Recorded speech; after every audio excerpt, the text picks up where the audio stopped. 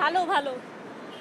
এর আগে ঢাকা থেকে যখন আসতাম আমার ট্রেনে 10 থেকে 12 ঘন্টা অভিজ্ঞতাও আছে। আজকে একদম 3 ঘন্টায় চলে আসছি, যদিও 3 ঘন্টা একটু বেশি লাগছে, কারণ পথিমধ্যে কিছু জায়গায় নতুন স্টেশন তো উদ্বোধনের কারণে একটু দেরি হয়েছে।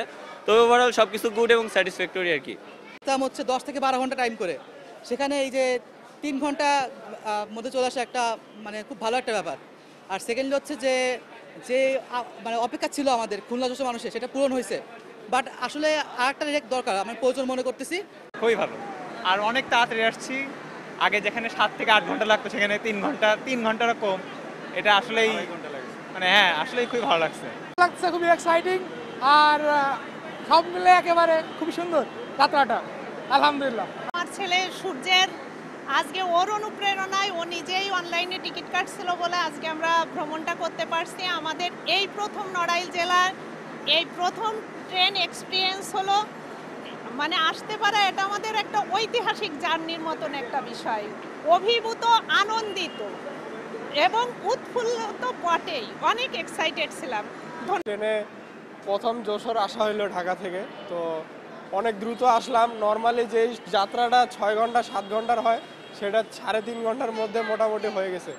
আর ট্রেনের মানও অনেক ভালো ছিল, নতুন ট্রেন ছিল, পরিষ্কার পরিচ্ছন্ন ছিল, সব মিলে খুব ভালো একটা অভিজ্ঞতা হয়েছে আজকে।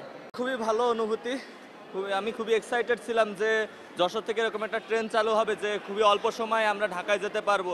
এটা তো আমাদের জন্য খুবই আনন্দের একটা ব্যাপার। মানে এতদিন এমন একটা অবস্থা ছিল যে হচ্ছে ট্রেন আর কি চলবে চলবে না, চলবে চলবে না, এরকম অবস্থা। মানে আশা দেখাই যাচ্ছে যে ট্রেন চলবে, কিন্তু পরে আবার নিরাশা করে দিচ্ছে যে ট্রেন চলবে না।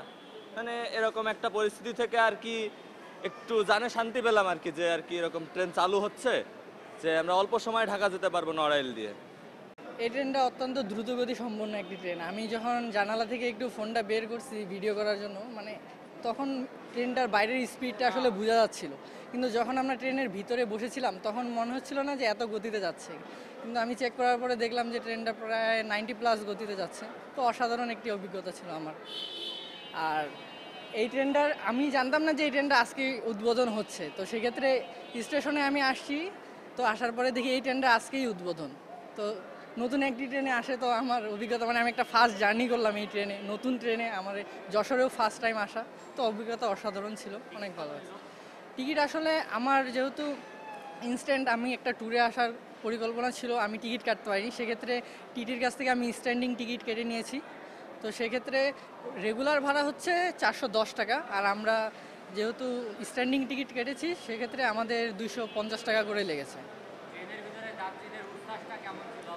হ্যাঁ, ট্রেনে অনেক নতুন যাত্রী আছে যারা এই প্রথমবার নতুন ট্রেনে যশোরে ঘুরতে এসেছে। যেহেতু ট্রেনটি নতুন লঞ্চ হয়েছে, সেক্ষেত্রে নতুন ট্রেনে ওঠার অভিজ্ঞতাটা আসলে সবাই উপভোগ করতে চায়।